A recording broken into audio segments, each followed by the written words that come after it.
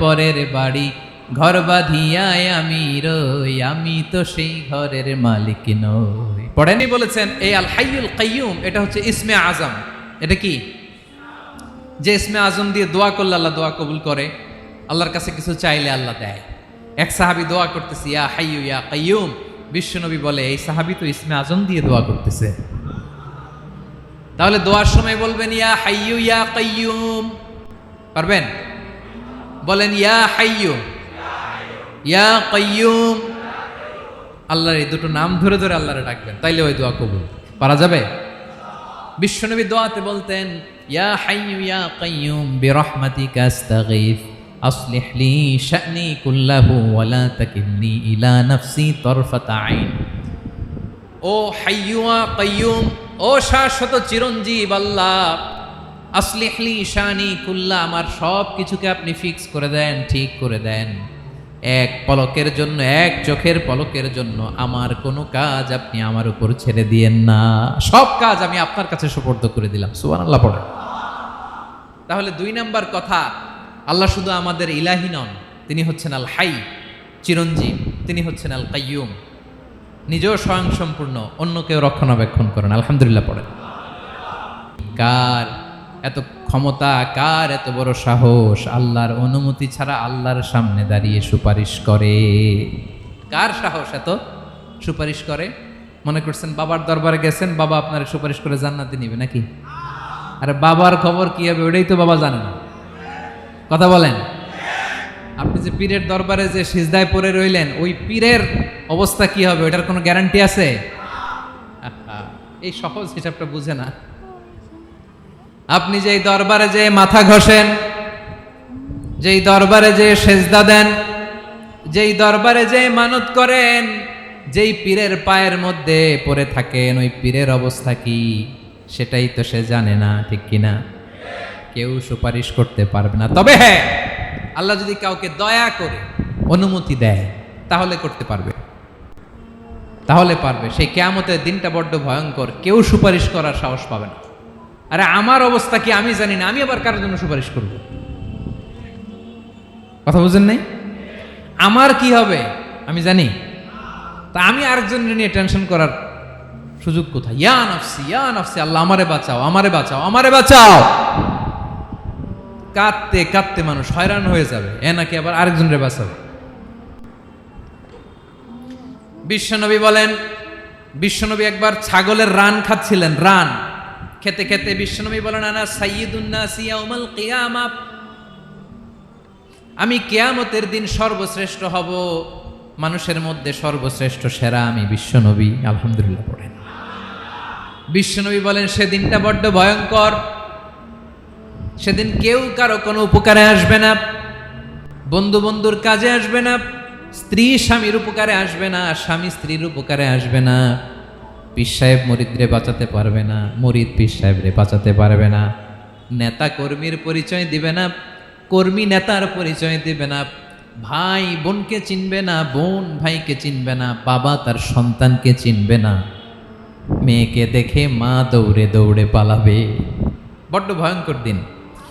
বিশ্বনবী বলবেন জমিনটা এখনকার মতো থাকবে না, পুরো জমিনটা সমান হয়ে যাবে, ফ্ল্যাট।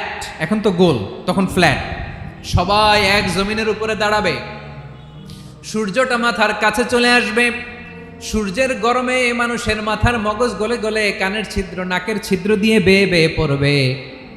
আহ, সবাই হয়রান, পেরেশান, ক্লান্ত শ্রান্ত। মানুষগুলো বলবে বাঁচার কোনো উপায় নাই। 50,000 বছর মানুষ এরকম দৌড়াবে, চিৎকার করবে, কাঁদবে, বাঁচার কোনো উপায় নাই। সবাই বলবে আহ, আল্লাহ যদি বিচারটা শুরু করতো, যা হবার হবে, আগে বিচার শুরু করুক। বিচারই শুরু হয় না, বিচার শুরু হইতেই 50,000 বছর। আল্লাহ, 50,000 বছর, 5,000, 15,000 না, 50,000 বছর এরকম যাবে। মানুষগুলো কাঁদতে কাঁদতে বলবে চলো আমরা আদম আলাইহিস সালামের কাছে যাই, যেন আল্লাহরে যে সুপারিশ করে, আল্লাহ আপনি বিচার শুরু করেন।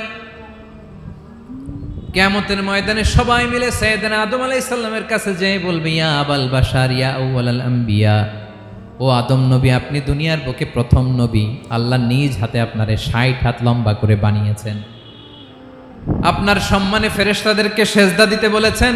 দুনিয়ার প্রথম নবী, প্রথম মানুষ আপনি আল্লাহরে যে সুপারিশ করেন যেন আল্লাহ বিচার শুরু করে।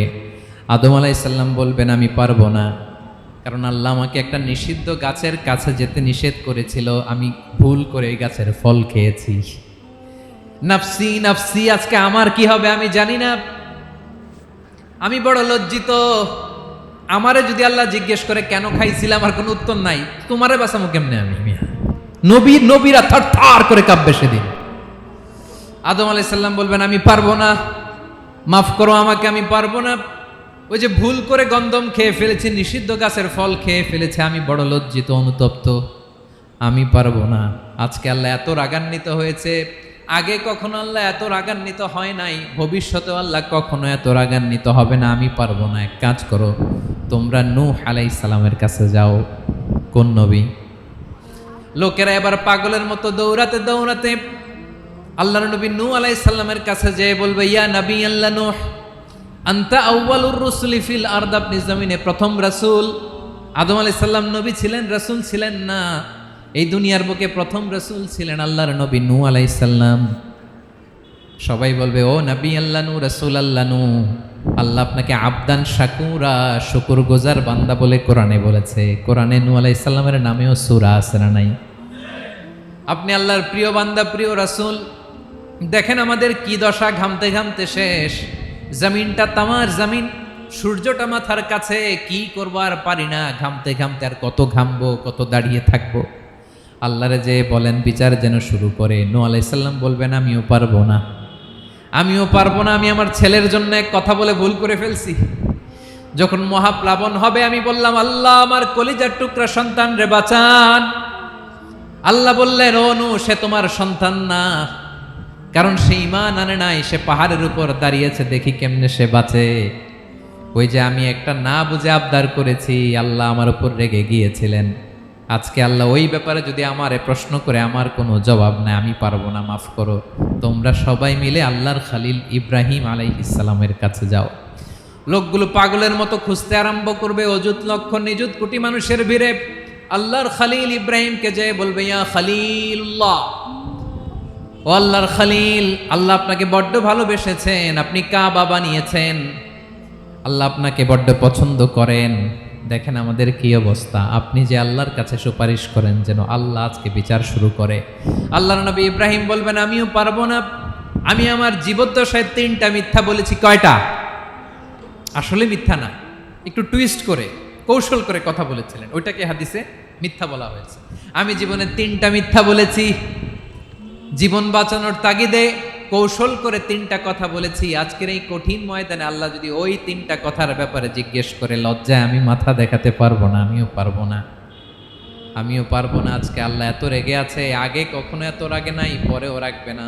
তোমরা সবাই মিলে বনি ইসরাইলের নবী মূসা আলাইহিস সালামের কাছে যাও। সবাই এবার যাবে মূসা আলাইহিস সালামের কাছে, যেয়ে বলবে ইয়া নবী আল্লাহ মূসা, আপনি ছিলেন কালিমুল্লাহ, আল্লাহর সাথে সরাসরি কথা বলতেন। রব্বুল আলামিন আপনাকে তাওরাত কিতাব দিয়েছেন, আপনি যে একটু সুপারিশ করেন। আল্লাহর নবী মূসা বলবেন মাফ করো, আমিও পারবো না, আমি দুনিয়ার বুকে ভুল করে একটা মানুষকে মেরে ফেলেছি। আমি মারছিলাম আদব শিক্ষা দেওয়ার জন্য এক থাপ্পড়, এই থাপ্পড়ে যে ওই লোক মরেই যাবে আমি জানতাম না। আজকে আল্লাহ যদি জিজ্ঞেস করে কেন মারলা, জবাব আছে? ওই লজ্জায় আমি অনুতপ্ত, আমি পারবো না, আমার এই কথা বলো না। আজকে আল্লাহ বড্ড রেগে আছে, আমি পারবো না। তোমরা আল্লাহর নবী সাল্লাল্লাহু আলাইহি সাল্লামের কাছে যাও। 2 নম্বর কথা হলো আমি হলাম আল হাইয়ুল কাইয়ুম, শাশ্বত চিরঞ্জীব। আমি মহাবিশ্বের সকল সৃষ্টির ধারক বাহক। আল হাইয়ুল কাইয়ুম পড়েন, আল হাইয়ুল কাইয়ুম, আল হাইয়ুল কাইয়ুম, আমি হচ্ছি শাশ্বত চিরঞ্জীব। 2 নম্বর কথা, আল হাইয়ু মানে যে কোনোদিন মরে না। আপনিও তো মরবেন না, তাই না? হ্যাঁ, মরবেন। আপনার দাদা, বাবা, আমিও, আমার ছেলেও, নাতিও সব মরে যাবে। মরবে না একজন, তিনি কে? আল হাইয়ু মানে হচ্ছে এভার লিভিং, যে কোনোদিন মরবে। দাইমুল হায়াত, চিরঞ্জীব, শাশ্বত, কোনোদিন মরবে না। সুবহানাল্লাহ পড়ে। তিনি সূচনাহীন অতীত থেকে আছেন। আমার ভাইয়ের আমার দিকে তাকান, তিনি সূচনাহীন অতীত থেকে আছেন, তিনি শেষহীন সীমাহীন ভবিষ্যৎ পর্যন্ত থাকবেন। অনেকে বলে কবে থেকে? তিনি সূচনাহীন অতীত থেকে, যে অতীতের সূচনা নাই। তিনি কবে পর্যন্ত থাকবেন? সীমাহীন শেষহীন ভবিষ্যৎ পর্যন্ত থাকবেন। তিনি হচ্ছেন আল হাই। এ দুনিয়ার সব মরে যাবে, সব মরে যাবে, মরবে না শুধু একজন সত্তা। তিনি কে? আল্লাহ বলেন কুল্লু মান আলাইহা ফান ওয়া ইয়াবকা ওয়াজহু রাব্বিকা যুল জালালি ওয়াল ইকরাম। এই মহাবিশ্বে যা আছে সব ফান হয়ে যাবে, নিঃশেষ হয়ে যাবে, শেষ হয়ে যাবে, মৃত্যুবরণ করবে, একমাত্র কেবলমাত্র আল্লাহ রব্বুল আলামিন ছাড়া। এজন্য তিনি হচ্ছেন আল হাই। আল হাই চিরঞ্জীব, চিরকাল তিনি বেঁচে থাকবেন। আমাদের মৃত্যুর জন্য আল্লাহ তাআলা আজরাইল মালাকুল মাউতকে নির্ধারণ করেছেন। মালাকুল মাউতের একদম মৃত্যু হবে। আল্লাহ, যার সিংগার ফুৎকারে পৃথিবী কেঁপে উঠবে, যে ইসরাফিল যে মুহূর্তে বাতু পাহাতে এখানে আমি তাফসির করছি, ঠিক এই মুহূর্তে ইসরাফিল ফেরেশতা সিংগাটা দুই ঠোঁটের মাঝখানে রেখে আরশের দিকে তাকিয়ে আছে। কখন আল্লাহ অর্ডার দিবে ফুৎকার দাও, আল্লাহ বলবে ফুৎকার দাও, এক সেকেন্ড চোখের পলক যাতে দেরি না হয়, মুখে নিয়ে তাকায় আছে, এক সেকেন্ড যাতে দেরি না হয়, ওই ইসরাফিলেরও মৃত্যু হবে, কেউ থাকবে না, থাকবে শুধু একজন সত্তা। বলুন তিনি কে? তিনি হলেন আল্লাহ। আল্লাহ বলে আমি হচ্ছি আল হাই, শাশ্বত চিরঞ্জীব, আমি কখনো মরব না, আমার কোনো লয় নাই, কোনো ক্ষয় নাই, আমি অব্যয়, আমি অক্ষয়, আমার কোনো মৃত্যু নাই, আমি সূচনাহীন অতীত থেকে আছি, আমি শেষহীন ভবিষ্যৎ পর্যন্ত থাকবো। এই জন্য আমি আল্লাহর একটা নাম হলো আল হাই। করেন আমরা অবাক, আল্লাহ তুমি সবকিছু রক্ষণাবেক্ষণ করো, তুমি ক্লান্ত হও না? তোমার ঘুম আসে না? আমরা যদি 8 ঘন্টা কাজ করি, আপনাদের ডিউটি কয় ঘন্টা? 12 ঘন্টা। ঘুম আসে না রাতে? সারাদিন যখন কাজ করেন বিছানায় যেয়ে পড়লেই আয় রে কি আরামের ঘুম। আল্লাহ বলে ওয়াজআলনা নাওমাকুম সুবাতা, আমি ঘুমকে বানিয়েছি তোমাদের বিশ্রামের বাহন। আলহামদুলিল্লাহ। 12 ঘন্টা কাজ করে আবার 4 ঘন্টা 5 ঘন্টা ঘুমাইলেই আবার শরীরের ভেতরে এনার্জিটা দিয়ে দেয় কে? এবার আমাদের মাথায় প্রশ্ন জাগে, আল্লাহ তুমি চিরঞ্জীব, তুমি সব কিছু রক্ষণাবেক্ষণ করো, এত কাজ তুমি করো, এত কিছু তুমি দেখো, তোমার কি ক্লান্তি আসে না? তোমার কি ঘুম আসে না? আল্লাহ তখন বলেন লা তাখুযুহু সিনাতু ওয়ালা নাওম, আমি আল্লাহর চোখে ঘুম নাই, ঘুমের আগে যে তন্দ্রা, সে তন্দ্রাটাও আমি আল্লাহর নাই। নেভার স্লিপ নর স্লাম্বার ওভারটেকস হিম। আল্লাহর ঘুম নাই, ঘুমের আগে যে তন্দ্রা আসে ওইটাও নাই। একটা হচ্ছে গভীর ঘুম, এটার বলে নাওম, আরেকটা হলো সিনা, বৈশা আছি গাড়িতে ঝিমাইতেছে, এরকম হয় না? পুরা ঘুমটা এখনো আসে নাই, কিন্তু একটু ঝিমুনি ঝিমুনি ভাব। আল্লাহ বলে ঘুম তো আমি আল্লাহর নাই, ঘুমের আগে যে ঝিমানি আসে ওই ঝিমানিটাও নাই। আল্লাহ ডেকে বলে গোলাম, আমি আল্লাহ যদি ঘুমাই, আমি আল্লাহ যদি তোদের মতো ঝিমাই, ভোর রাতে তুই যখন ঘুমিয়ে থাকবি, তোর হার্ট হৃৎপিণ্ডটাকে সচল রাখবে কে? তোর যখন রিজিকের দরকার তখন তোর রিজিক দিবে কে? তোর দেহের মধ্যে রক্তের সঞ্চালন করবে কে? ঝর্ণা থেকে পানি নামাবে কে? আকাশ থেকে বৃষ্টি ঢালবে কে? আল্লাহ যদি ঘুমাইতো সব ভেঙে খান খান হয়ে যেত। এখন আমাদের মতো আল্লাহ যদি ঘুমায়, আমার মাঝরাতে কিছু লাগবে, আমি যাবো কার কাছে? উনি তো ঘুমাইতেছে। কথা বলেন। আমার গভীর রাতে কিছু দরকার, তখনও আমার আল্লাহর দয়ার দরকার আছে না নাই?